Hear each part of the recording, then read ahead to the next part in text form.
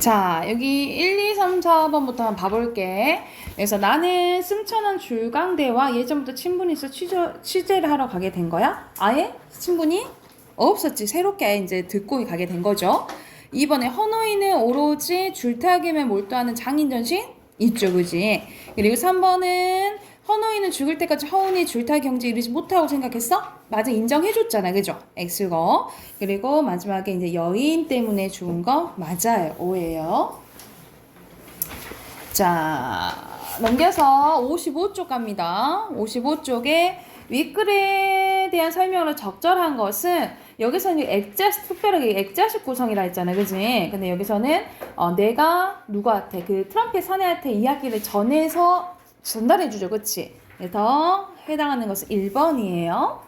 그리고 2번은 여기서 헌호인과 허운의 약간의 신경전 아닌 신경전 약간 있는 거지, 그치? 2번이고요. 그리고 3번은 그 점점점 줄타기에 몰입하는 게 나오죠? 2번입니다. 네, 57쪽으로 가요. 57쪽 윗글에 대한 설명으로 적절하지 않은 것은 5번인데 단장은 헌호인이 뭘 하는 거 싫어한 거야? 묘기를 안 부리는 거, 재주를 안 부리는 것에 대해서 이제 싫어한 거죠.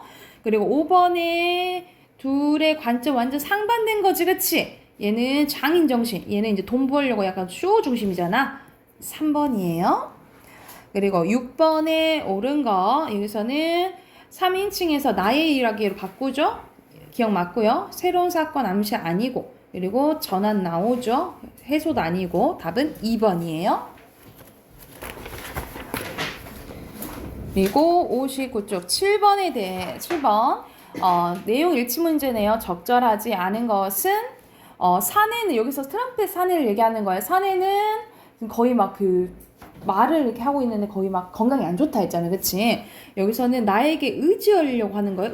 의지하려고 전혀 아니고 그냥 이야기해 주는 거죠. 그리고 8번에 알맞지 않은 것은 4번인데 나는 자신의 삶의 가치와 문화 부장 기대 사이에 갈등하고 있어요. 전혀 아니고 문화 부장이 조금 기대하는 기사는 쓸 수 있겠다라는 부분이 나오죠, 본문에. 그리고 9번에는 여기서 너무 친절하게 사자성어 의미가 다 나와 있지.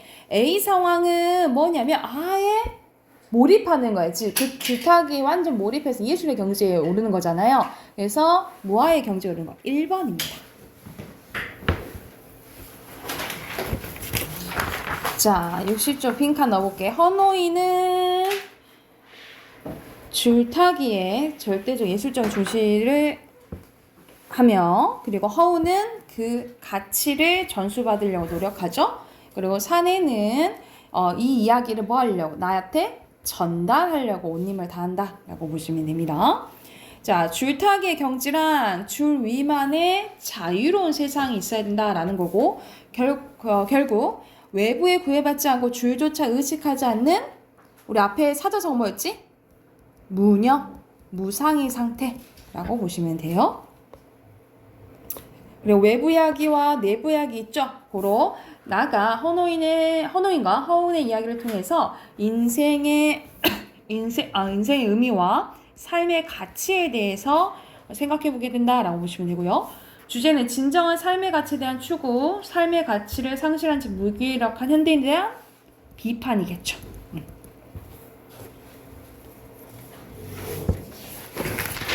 자, 오늘 할 작품은 3대입니다. 여기는 3대인데 말 그대로 3대에 걸쳐. 그래서 가장 높은 이제 할아버지, 아버지, 이제 아들, 인간은 뭐 손자 이렇게 나오는데 여기가 이제 할아버지 조이관으로 나오고요. 그리고 아들이 상훈, 그리고 이제 손자가 아들에게 이제 손자지, 손자의 손자라 써야 되구나. 손자의 손자는 덕기입니다. 그래서 여기서는 주된 갈등이 조위관과 상운의 갈등이라고 나오거든요. 조위관은 이제 옛날 사람이에요. 이제 부가 이제 많은데 옛날 사람이어서 약간 보수적이고 전근대적인 가치관을 갖고 있다면 상운은 좀 근대적인 사람이라고 생각하면 돼. 그래서 여기서는 이제 조상, 우리가 그러면 가문 이런 것도 중요시 하잖아. 이거와 관련돼서 갈등을 이제 주된 갈등이 나오거든요. 이 부분 보고 약간 이거는 일제강점기 때 배경이어가지고 말투도 그렇고 조금은 어려운 말들이 많이 나오거든요. 선생님 봐도 조금 바로 해석할 수 없는 이제 어휘들이 조금 나와요. 그래서 말투도 그렇고 그래서 그건 이제 감안하면 보시면 되고 전체적인 줄거리 보고 본문 들어가 볼게요.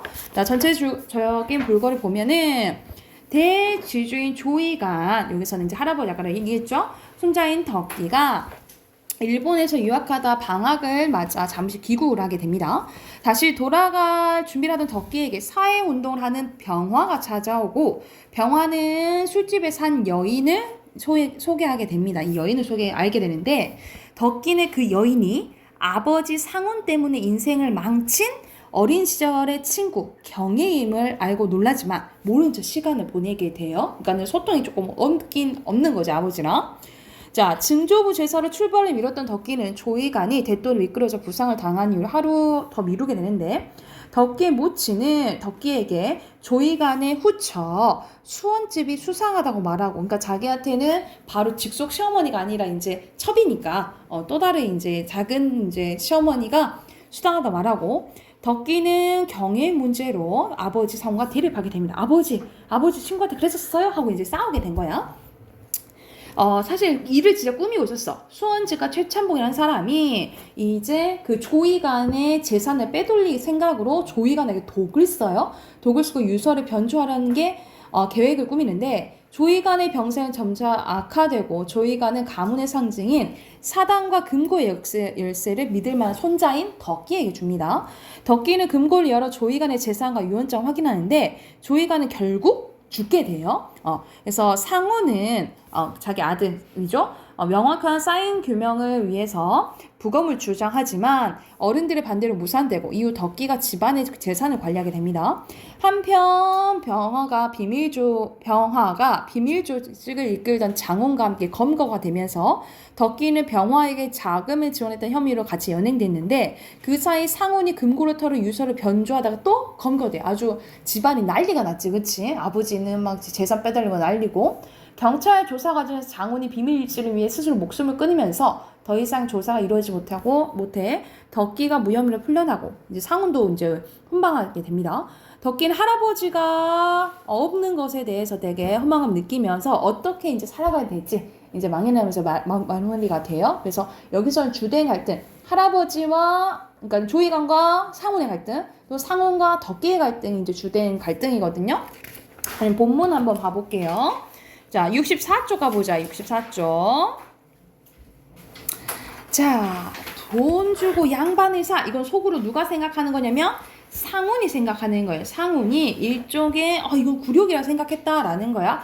왜냐면 여기서 이제 조씨 집안인데 이 조씨 집안의 완벽한 가문을 만들고 싶은 거야, 이 조이가는. 그래서 돈을 주고 사서라도 우리가 가문에 대해서 싹 정리된 게 족보잖아. 이 족보에 대해서 정리를 하고 싶은 거예요. 그래서 돈 주고 양반을 사서 우리는 이런 양반이었고 하고 족보를 고치는 일을 조이간이 하려고 해요. 근데 이거를 상훈이 못마땅해 하는 거라고 생각을 하면 돼. 그래서 여기서는 이제 돈으로 족보를 사는 것을 조위관이 자기 아버지죠. 조위관이 돈으로 족보 사는 것을 상훈이 이해해요? 이해하지 못한다 라고 보시면 되겠죠. 그래서 우리는 여러분 그런 거 들어봤지. 우리 집안은 양반 집안이야 뭐 이런 거 많이 들어봤잖아. 근데 거의 그 양반은 완전 양반의 되도록인 양반은 거의 드물다고 해요. 그래서 뭐 거의 조선 후기 때는 양반은 거의 다 샀다라고 생각하시면 돼요. 그 진정한 양반은 조금 찾기 힘든 거지. 그렇게 생각하시면 되고. 자, 그러나 조위관으로서 생각하면 이때껏 자기가 쓴 돈은 자기 부친이 물려준 천냥에서 범용한 것이 아니라, 그러니까 마음대로 자기가 물려받은 걸 쓴 게 아니라 자수로 자기 스스로 늘린 것으로 쓴 거니까 그리 아깝지도 않고 그리고 선고는 아버지예요. 아버지에 대한 이제 훈령에 대해서 떳떳하다고 작용하는 것이다. 그러니까는 조이간 입장에서 아니 내가 물려받은 돈을 한 것도 아니고 내가 벌어서 내가 쓴다던데 뭔 상관이야? 이렇게 생각하는 거야. 저 잘나면 부조의 추증도 하게 되는 것인데 여기서는 추증은 뭐냐면 여기서는 벼슬 옆에 나와 있죠. 그런 거 보면서 벼슬을 주는 걸 얘기를 해. 벼슬도 하게 되는 것인데 있는 좀 들여가지고 양반되기를 남이 웃기는 세를 그야말로 이현부모가 아닌가 하는 요량이다. 그래서 여기서는 자기는 이현부모님 이름을 드러내는 부모님 이름을 드러내는 걸 얘기를 해요. 그래서 나는 내가 우리 집안 가문 제대로 해놓고 부모님 떳떳하게 좀 해드리고 싶은데 이게 뭐가 문제인지 모르겠다라고 얘기를 하는 거야. 어쨌든 4,000원 돈을 바치고 여기서 이제 돈 단위를 통해서 시대적 배경을 알 수가 있는 거죠. 조상 신들 모시듯이 조씨 대동보소의 문패를 모셔다가 크나큰 문전을 달고 조씨 문종 장손파의 자기라는 듯이 버티고 족보까지 받게 되고 하니 이번에는 조씨 중시조의 멋모다 할아버지 산소가 수백 년 열의 말이 아니 되겠으므로 다시 치산을 하고 그러니까는 이 할아버지 산소 있죠. 이 산소를 치산하고 싶다라는 거예요. 치산은 다시 산소를 내붓는 거예요. 우리가 그런 거 막 들어봤지. 막 우리가 지금은 매장 별로 안 하고 화장 많이 하잖아요. 그러니까 다 불태우고 가루내가지고 단지에 놓아서 납골당에 모시거나 아니면 묻기도 하고 막 이러잖아. 근데 예전에 거의 매장이었잖아요. 그래가지고 이 관이 막 그런 거 있었거든. 관에 안에 물이 들어가서 뭐 시신이 둥둥 뜬다거나 이런 묘지가 많이 오래되면 문제가 생겨서 다시 이제 뭐 이장을 하거나 다시 이렇게 꾸미는 걸 하는데 이걸 하고 싶은 거야. 조상님을 위해서. 그래서 그 옆에 묘막은 이제 묘 지키기가 있는 곳 큼직한 옛날로 말하면 서원 같은 것을 짓자라고 이제 말이 나온 거예요. 지금 창훈이더러 창훈은 이 상훈의 약간 사촌형이에요. 사촌형. 창훈이더러 일거리가 없어져 가니까 또 새 판에 일을 꾸민다고 비꼬는 말이 이런 것이다. 그러니까 형 아버지 왜 저런데? 할 일이 없으니까 또 일만 드네? 이렇게 얘기를 하는 거지. 제절 앞에 성물도 남볼성산업계 일신하여야 하겠고, 그러니까 우리가 보통 묘 있으면 묘 앞에 상 차릴 때 이런 거 있죠. 상 차리는 곳 있죠. 뭐 이런 것도 다시 해야 되고, 묘막이니 제이답이니 무엇 모두 합하면 10,000원 예상은 해야 되는데 지금의 뭐 몇천만 원 뭐 가까이 될 수도 있겠죠. 그치? 반은 저희들이 부담하겠지만 절반 5,000원 아무래도 조이간에 내놔야 할 것이다. 양자를 들어가면 그러니까 여기서는 양자는 뭐냐면 지금 조이간 바로바로 위에는 완전한 적통 양반은 아닌 거야. 그래서 양반인 곳으로 양자를 들어가면 자기가 뭐 되는 거야. 그쪽? 양반 자식이니까 그 양반 대를 잇게 되는 거잖아. 이런 식으로 약간 가짜로 족보를 꾸미려고 하는 거예요.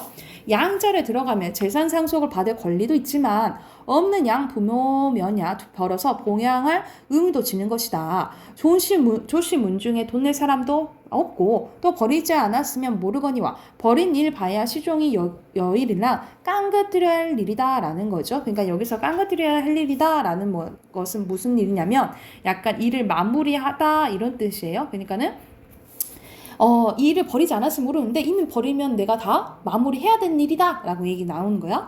그러나 5,000원을 저희가 분담한대야 그것은 이영감의 울거먹이로 믿기로 하는 헛말은 물론이요. 이영감이 내놓는 5,000원에서 뜯어먹으려고는 안 했으면 다행이나 원체 뜯어먹자는 노릇인 다음이야. 더 말할 것도 없는 일.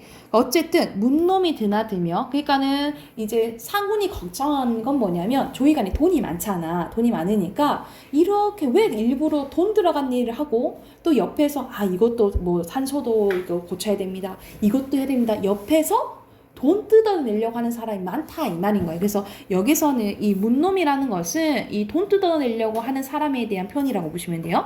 그러니까 조이간에게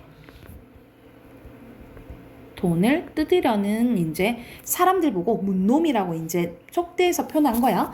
드나들며 굽실거리며 노영감이 수셔대기도 하지만 아무래도 못하겠다는 말이 입에 아니 나와서 억지로 여기서는 추순하면 억지로 이런 의미가 들어가면 돼. 추수나 하며 내년 봄쯤에 어떻게 해보자는 말이 나왔다라는 거야. 이래 해가지고 내년 봄이래야 음력설만 세면 석 달이 못 가서 한식이 오는데 곧 이제 하게 될 시기가 온다는 거죠.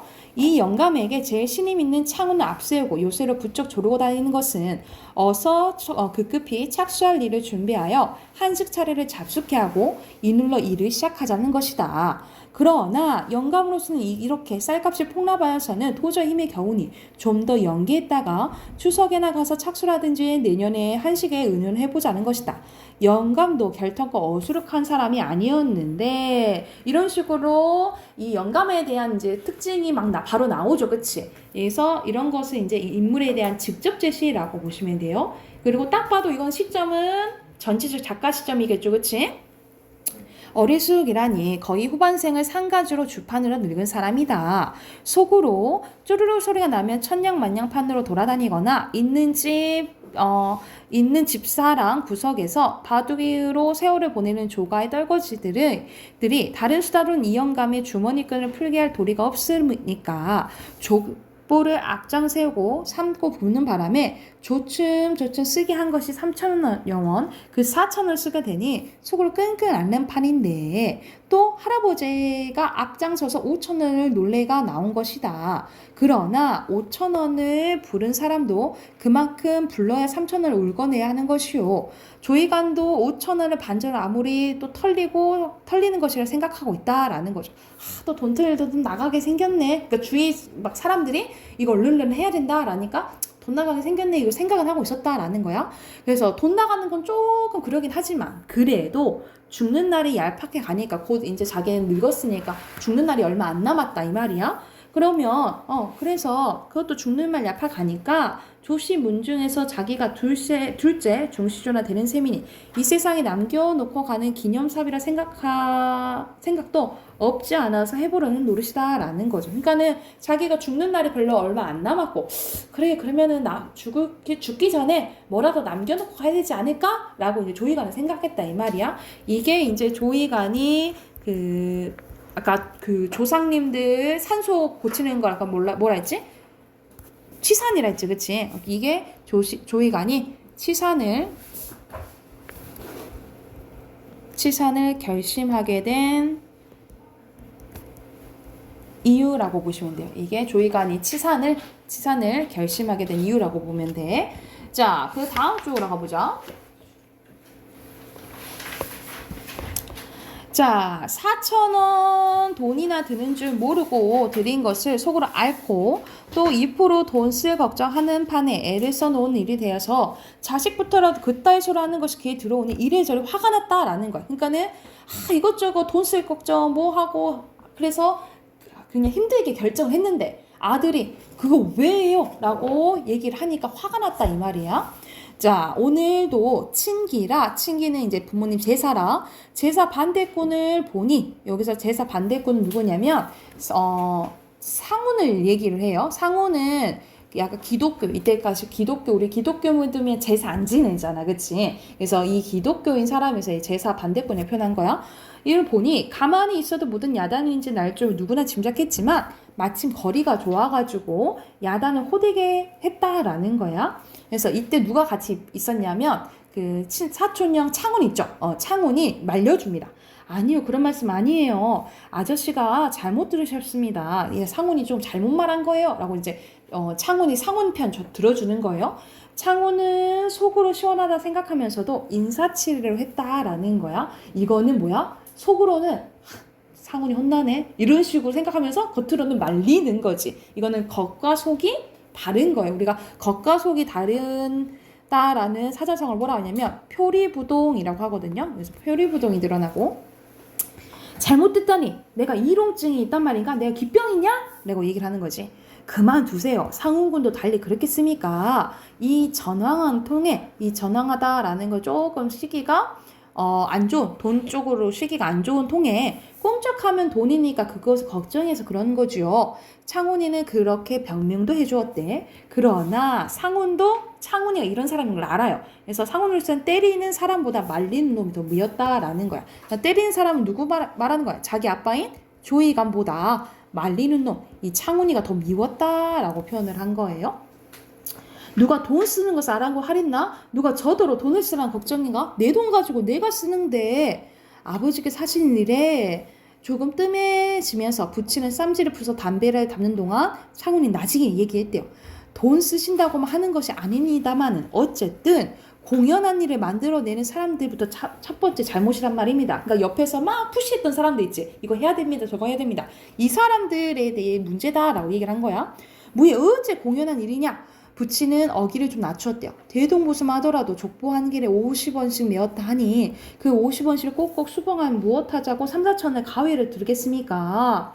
3, 4천 누가 3, 4천을 썼다던? 영감은 아들의 말이 옳다고 생각했으나 실상 3, 4천이란 돈이 족보를 쓰는 데만 박는 데만 들어간 것이 아니라 조시무한 집의 개통을 이어서 일문일족에 끼려 한즉 군 식구가 늘면 양반의 진구를 물고 보일까봐. 그러니까 아까 전에 막 그 양자로 들어간다 했잖아, 그치? 그러니까 그 집안에 있는 사람들도 뭔가 기수에 들어갈 수도 있잖아, 그죠? 그래서 반대하는 추구들이 많으니까 그 이부 식구에서 돈이 더 들어갔다. 입막음용으로 더 들어갔다라고 얘기하는 거야. 그러기 때문에 마치 남봉자식이 남봉핀 돈 액수를 줄이듯이 직유법 썼네요. 이 영감도 실상 1,000원을 썼다고 하는 것이다. 중간에 협잡에는 이런 약점을 노리고 울고 쓰기는 것이지만 이 영감으로서 성한 돈 가지고 이런 병신구실 해보기는 처음이다라는 거죠. 그게 얼마나 쓰셨던지요. 그런 돈은 좀 유리하게 쓰셨으면 좋겠다는 말씀입니다.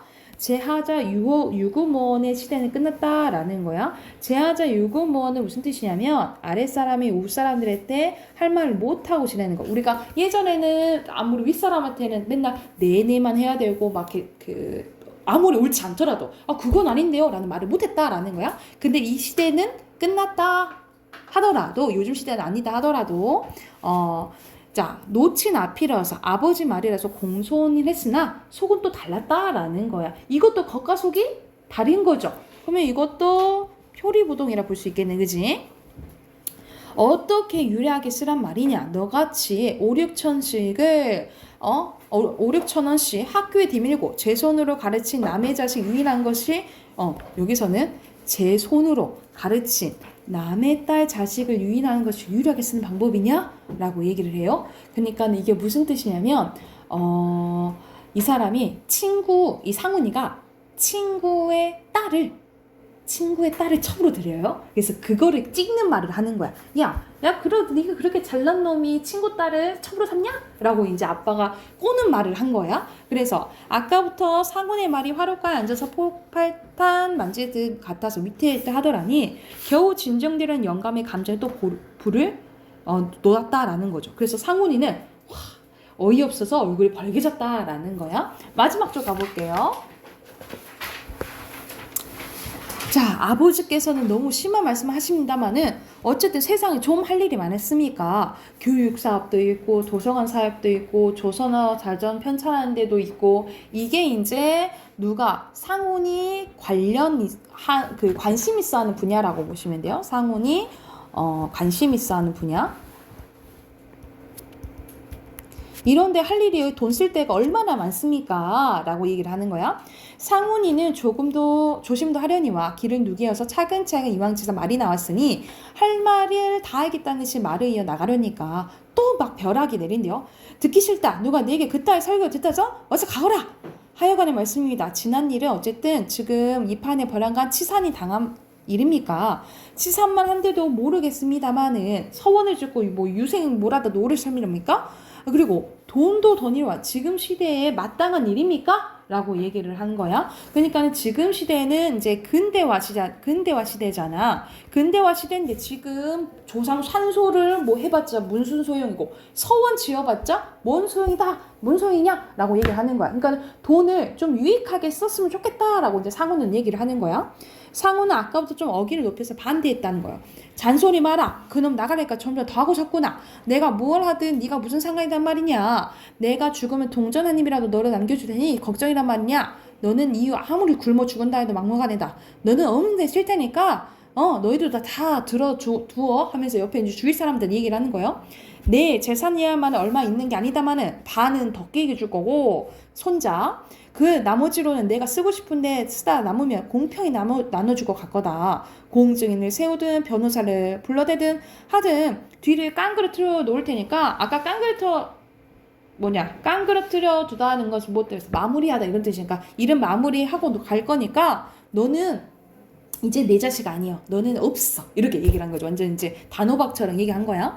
영감은 사실 땅 문서도 차츰차츰 덕기의 명의로 바꿔놓어 가는 판이요.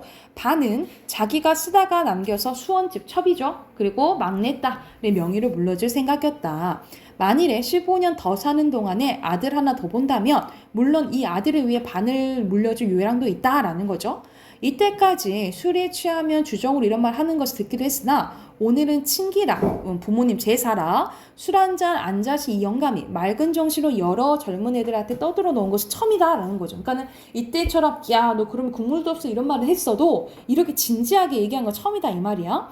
그리야 이 방중은 고사하고 이 집안 속에서 자기 편을 들어줄 사람 하나도 없구나라는 생각을 하니 상호는 새삼스레 고독을 느끼며 모든 사람이 야속했대요.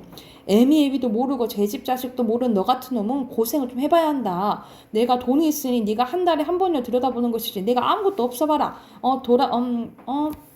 돌아다 보내는 켜녀 고려장이랑 좋게 지내는 게 아니냐. 여러분 고려장 알죠? 고려장 들어봤지? 고려장 뭐예요? 부모님 이렇게 갖다 버리는 거, 이런 걸 생각하는데, 이런 거로 좋게 지내는 거 아니냐. 어서 나가라! 이 자식, 조성을 꼬았다가 자식은 조가가 아니다! 하고, 노인은 벼랑간 벌떡 일어나 아들을 떠밀어 내쫓는데 덤벼든다. 젊은 사람들이 와 달려들어 상훈을, 가려막았다라는 거죠. 상훈이 어서 나가세! 흥부인 되셔서 그러시니까. 상훈이는 상훈을 끌고 밖으로 나왔는데, 부친의 망령이 나네라 그런지는 모르겠으나 젊은 사람들이 자식을 보는데 창피도스러웠대요. 상훈이는 안방으로 들어가는 수도 없고 아랫방에 덕개돌이 아이들이 모였으니 그리 들어갈 수도 없었다.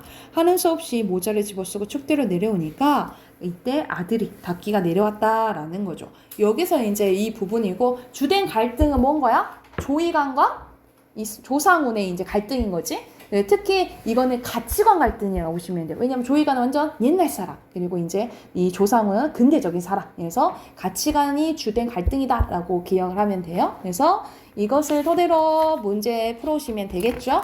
내일까지 70쪽, 70쪽 풀어오시고 비문학 꺼내봅시다.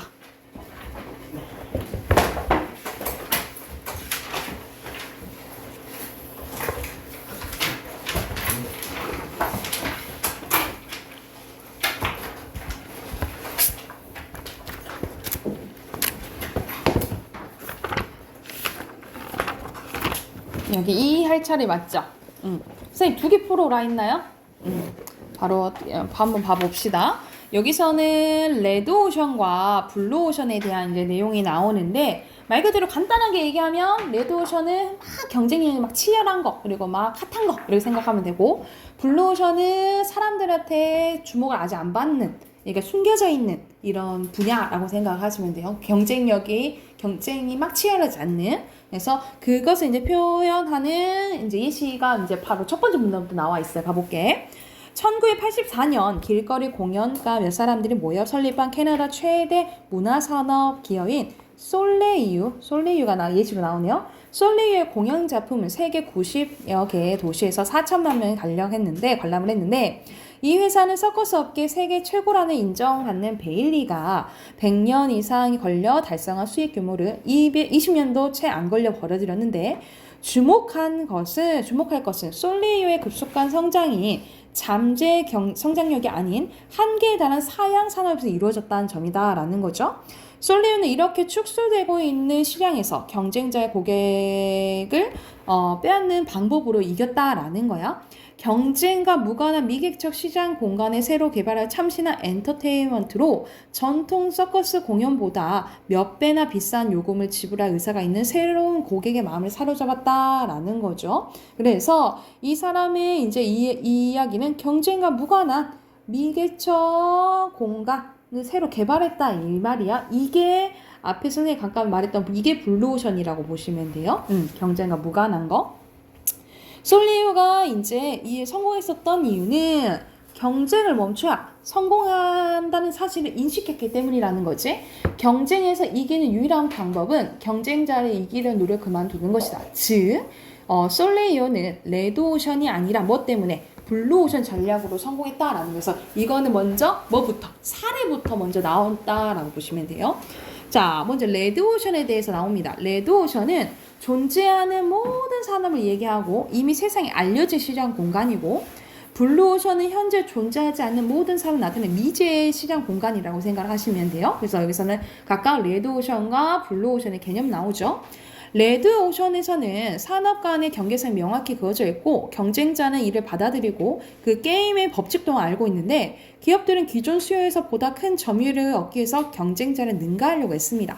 시장 참가자의 수가 늘어남에 따라 수익과 성장에 대한 기대치는 낮아지는데, 애써 개발한 상품은 흔한 일상품이 되고 모국적인 경쟁에서 시장은 유혈의 바다로 변한다라는 거죠.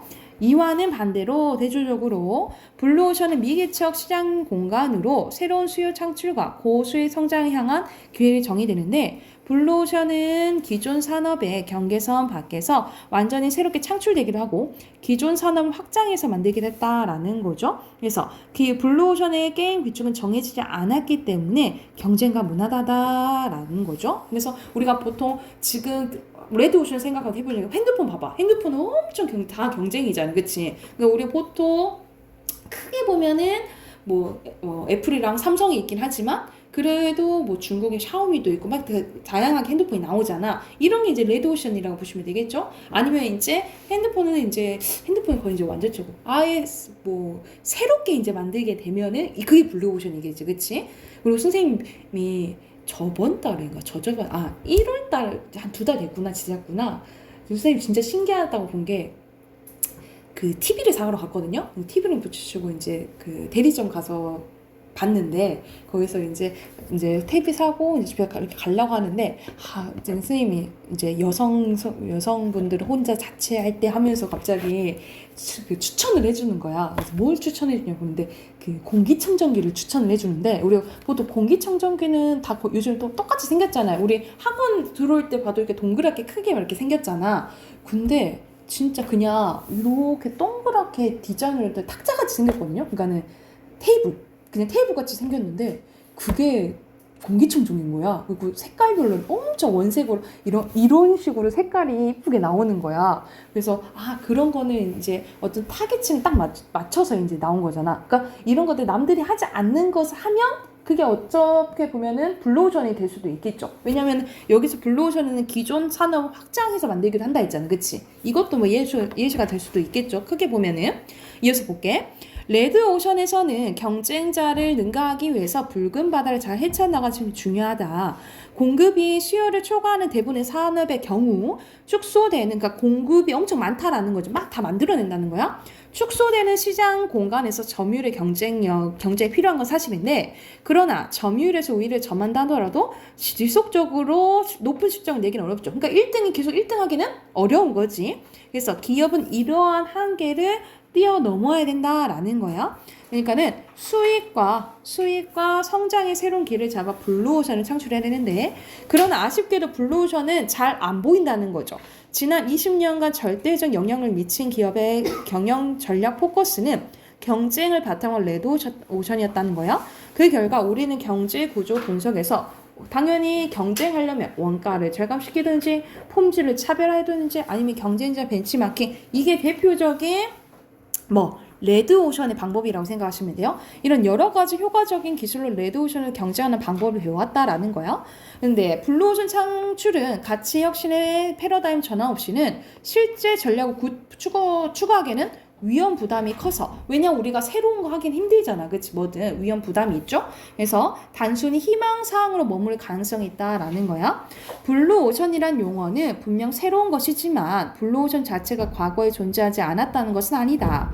그럼에도 불구하고 지금까지 전략적 사고의 최우선 초점은 레드오션 전략이었는데, 이제는 이 레드오션 할 건지 블루오션 할 건지 결론을 내야 된다라는 거야. 그래서 세계 시장에 살아남기 위해서는 경쟁사를 이기는 데 포커스를 두지 말고 기업의 가치를 비약적으로 증대시키고 비용을 절감함으로써 자, 시장 경제가 자유로워지고 이를 통해서 새로운 시장 공간을 창출하는 비즈니스 세계의 탁월한 힘을 발휘했다라는 거예요. 그러니까는 이 사람이 하고 싶은 말은 지금까지는 주된 게 레드오션이니까 이제 블루오션으로 이제 경쟁을 할 때다. 경쟁은 아니지만 이제 기업이 살아남을 전략 중에 하나로 써야 된다. 이 말을 하고 싶은 거죠. 그래서 어떻게 해야 된다 이 말. 기업의 가치를 올리고 비용을 절감해야 된다는 거지. 그러면 여기 부분을 보면은 바로 2번을 풀 수 있어요. 2번 표라고 해서 어렵게 보지 말고 비용을 어떻게 됐어? 비용 낮춰야 된다 했지, 그치? 그리고 기업의 가치는 높여야 된다 했죠. 그럼 몇 번이야?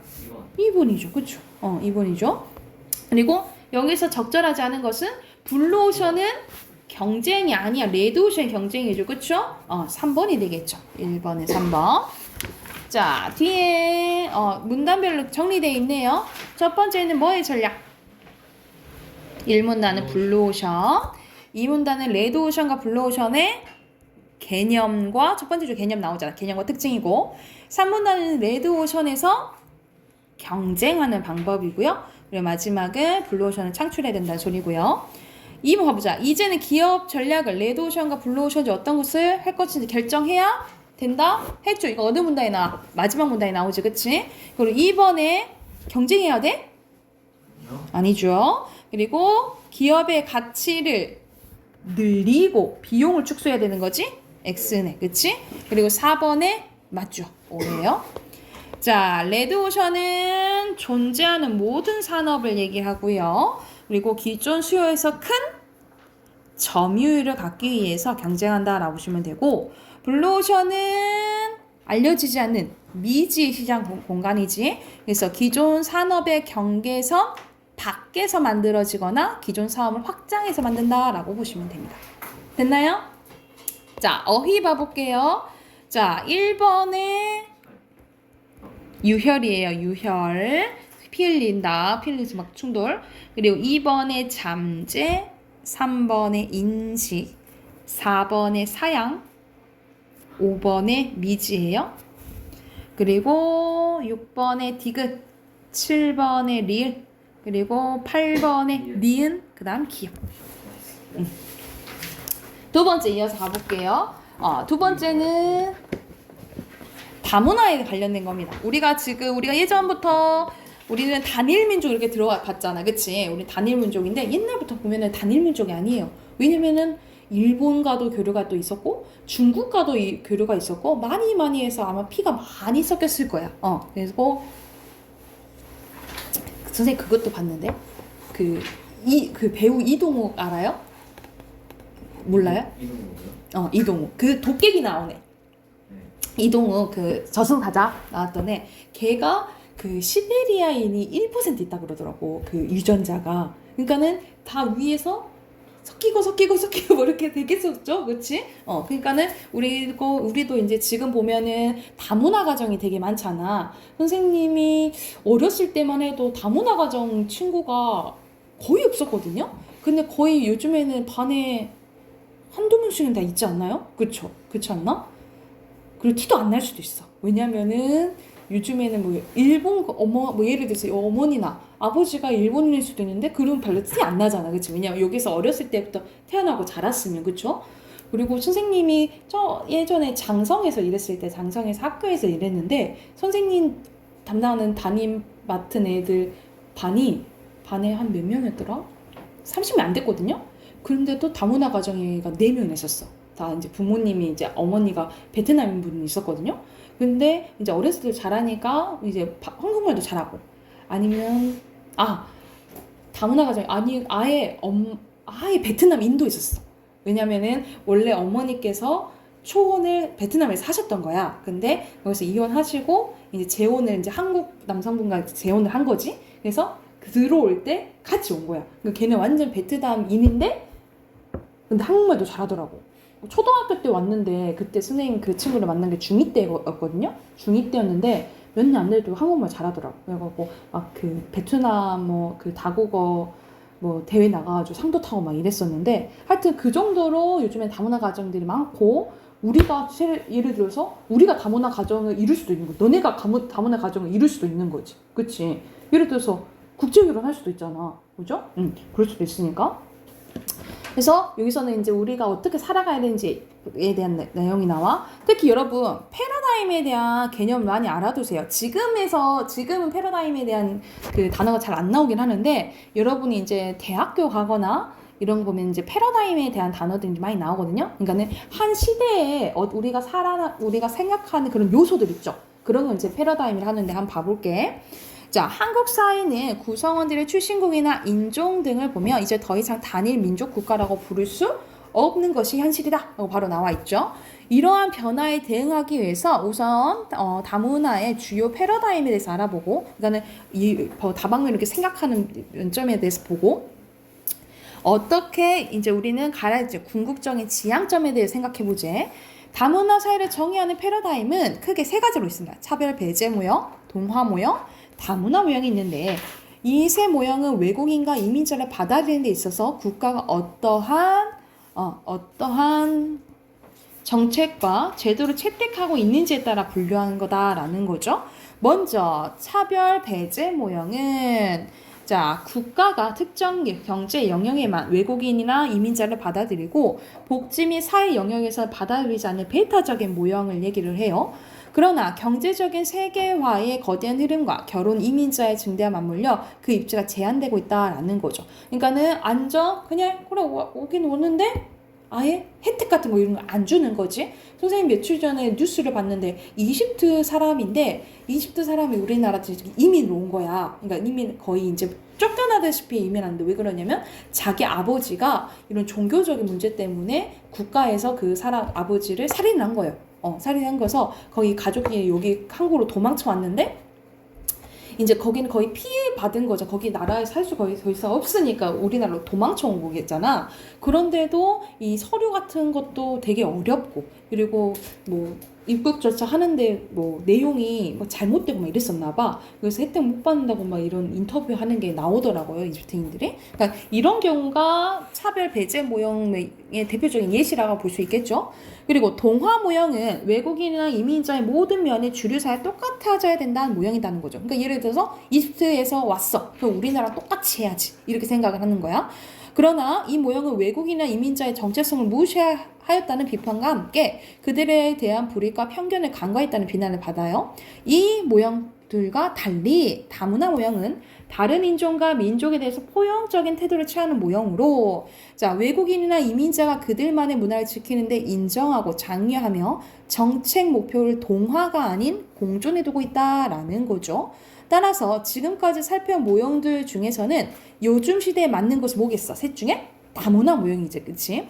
근데 이 다문화 모형은 또 두 가지로 나뉘어진대요. 문화다원주의와 그리고 다문화주의로 나뉘어지는데 문화다원주의와 다문화주의는 다양성을 인정하고 사회적 통합을 추구하는 데는 유사돼요. 이게 공통점이야. 근데 차이점 바로 나오네. 그러나 문화다원주의는 주류 사회가 존재함을 분명히 하면서 문화의 다양성과 다원성을 인정하는 정도의 소극적인 다문화 모형인 거야. 그러니까 우리가 지금 주류가 한국이잖아. 그래, 한국 문화가 주류고 그래, 너 들어오는 거 조금 인정할게. 근데 여기 할 건 해야 돼. 이렇게 얘기하는 거지. 이에 비해 보다 발달된 개념인 다문화주의는 자, 주류 사회의 중요성을 부각하기보다는 다양한 문화가 평등하게 인정돼야 함을 강조한다라는 거죠. 그래서 주류 사회 안에서 외국인과 이민자의 문화를 인정한다는 점에서 문화다원주의는 매력적으로 보일 수 있습니다. 그러나 단일 민족 국가라는 인식이 강하게 작용하는 한국 사회에서 외국인과 이민자에 대한 차별적 태도와 이중적인 기준 적용 문제를 해소하고 조화와 소통을 지향하기 위해서는 우리는 다문화주의를 지향해야 된다 이 말을 하고 싶은 거죠. 그러니까 예를 들어서 우리가 어디지? 히잡 쓰는 데가 어디죠? 인도도 쓰나? 사우디. 그치. 사우디, 예를 사우디가 히잡을 쓴다고 하는데, 야, 우리는 히잡 안 쓰잖아. 우리 히잡 안 쓰는데 걔네들은 그냥 쓰고 싶대. 왜? 우리나라에서 안 써도 돼. 쓰지 마. 이렇게 해버리는 것도 이거는 문화를 존중해주는 게 아닌 게 된 거지. 근데 그 사람 히잡 쓰게끔, 아니게끔 하는 것이 다문화주의라 이 말이야. 그러나 우리가 사회 조직 내의 다양성을 강조하기만 하고 다양성과 다문화적인 요소들을 제대로 운영하지 못하면 오히려 사회 극심한 혼란만 더하게 된다라는 거야. 우리가 여기서 더하다는 더 심해진다 이런 뜻이잖아. 여러분 이 문제는 사실상 본문 안 봐도 바로 풀 수 있는 문제잖아. 그래서 여러분이 만약 피문학 나중에 이제 모의고사 풀 때나 비문학 풀 때는 이런 거는 바로 풀어도 돼. 시간 전략을 위해서. 그러면 봐봐. A 심해진다 이런 뜻이잖아. 그럼 3번 바로 풀 수 있겠죠. 3번은 몇 번이요? 2번이 되겠지. 그치? 3번 2번이요. 그래서 보면 사회 통합이 아닌 분열을 조장할 수 있다. 따라서 한 사회의 다문화에 대한 목표가 정해지면 그에 따른 정책들을 적당한 단계에 맞추어 진행돼야 문제가 최소화될 수 있다. 그러므로 우리는 어떻게 된다 이 말이야. 장기적인 목표로 다문화주의를 두고 단기, 중기적으로 실시할 수 있는 단계별 정책 목표와 구체적 산업을 추진해야 된다라는 거죠. 우리가 한 번에 바꿀 수는 없겠지. 한 번에 바꿀 수는 없으니까 단계적으로 해야 된다라는 말을 한 글이라고 보시면 돼요. 그러면 답 확인해 볼게. 1번에 윗글을 통해 답을 구할 수 있는 물음이 아닌 것은 이건 내용 일치 문제겠잖아요. 그치? 알맞지 않은 몇 번이요? 여기서는 구체적인 정책은 안 나왔어. 그쵸? 3번이고요. 그리고 2번에 기억봐 보자. A국은 이민자들에게 A국 언어를 습득할 수 있게 돕고 그리고 이민자의 자녀가 정규학교에 취약하는 것을 지원했대요. 그러면 이건 도와주기 아예 우리나라에 적응하게 도와주는 거잖아. 그러면 동화겠죠. 동화. 그리고 니은 B국의 인력난 후에 외국인 노동자를 대거 받아들였지만 받아들이긴 했어. 근데 그들에게 영주권을 시민권 줘 안 줘? 안 줘. 이건 차별 배제 모형이겠죠. 그쵸? 그리고 마지막은 조화롭게 구성할 수 있도록 하는 거지만 다가 되겠지. 그러면 3번이죠. 3번이 아까 2번이라 했고 넘겨서 핑크 하나 넣어봅시다. 먼저 차별부터. 이거는 차별 배제 모형은 배타적인 모형이에요. 그리고 경제적인 세계화와 요즘의 시대에는 맞지 않다라고 보시면 되고요. 동화는 주류 사회와 똑같아야 된다라는 모형이고 외국인이나 이민자의 정체성을 무시하고 그들에 대한 불이익과 편견을 관가했다라는 점에서 비난을 받는다라고 보시면 돼요. 다문화는 다 받아들여줘. 그래서 포용적인 태도를 취하고요. 그래서 동화보다는 공존의 목표를 두고 있다라고 보시면 됩니다. 자, 2번에 여기서 우리 사회가 궁극적으로 지향해야 하는 무슨 주의를 지향해야 된다 했지? 다문화. 다문화로 끝나? 마지막에 뭐라 했어? 다문화 주의. 다문화 주의를 지향해야 된다고. 다문화 주의라는 목표를 지향해야 한다.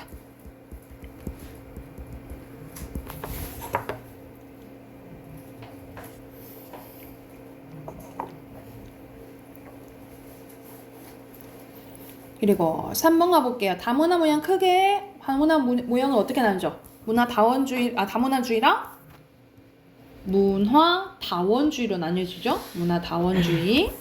그래서 다문화주의는 주류 사회의 중요성을 부각하기보다는 다양한 문화가 평등하게 인정됨을 강조하는 거고 이 둘의 공통점은 다양성을 인정하고 사회적 통합을 추구한다라고 보시면 됩니다. 됐어요? 어휘로 갈게요. 1번에 지향점, 2번에 편견, 3번에 불이익, 4번에 정체성, 5번에 패러다임이에요. 패러다임에 대한 개념 다 알아두세요. 이거는 이제 나중에 많이 여러분이 쓰이는 단어니까. 6번에 남을 너그럽게 감싸주거나 받아들이는 것은 포옹은 뭐야? 포옹은 안는 거잖아. 허그잖아. 그치? 이건 포용이죠. X. 7번에 맞고요. 그리고 두 가지 이상의 사물이나 현상이 함께 존재하는 건 뭐야? 공유야? 공유는 같이 뭔가 나누는 거잖아. 같이 존재하는 것은 공존이죠. X고 마지막에 O예요. XO.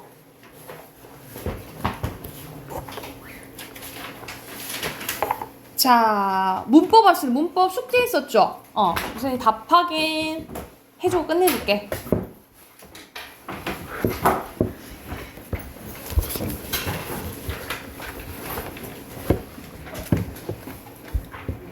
칠십 71쪽 70쪽부터 하면 되죠. 쌤 한 장 해줬죠. 그건 같이 하지 않았어? 쌤이랑? 그쵸. 아이고 잠깐만.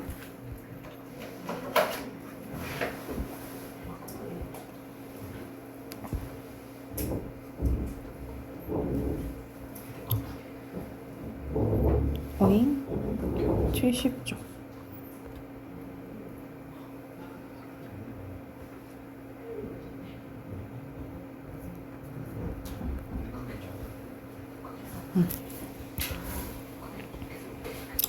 자, 1번 봐볼게요. 이어진 문장에 대한 거. 알맞지 않은 것은 5번이죠. 나열대조 선택은 대등하게 이어진 문장이지, 그치? 그리고 2번에 이어진 문장에 해당하는 거. 자, 여기서는 크게 주어, 서술어. 그럼 주어, 서술어가 주어, 서술어, 주어, 서술어 연달아 와야겠지, 그치? 아니고, 주어, 서술어. 주어, 서술어. 주어, 서술어.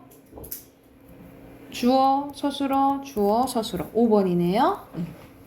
3번에 부자연스러운 거 몇 번? 1번. 1번. 햇빛이 강하지만. 그렇지. 이렇게 고쳐야겠죠? 4번에 종속적으로 연결하면 어색한 거? 5번.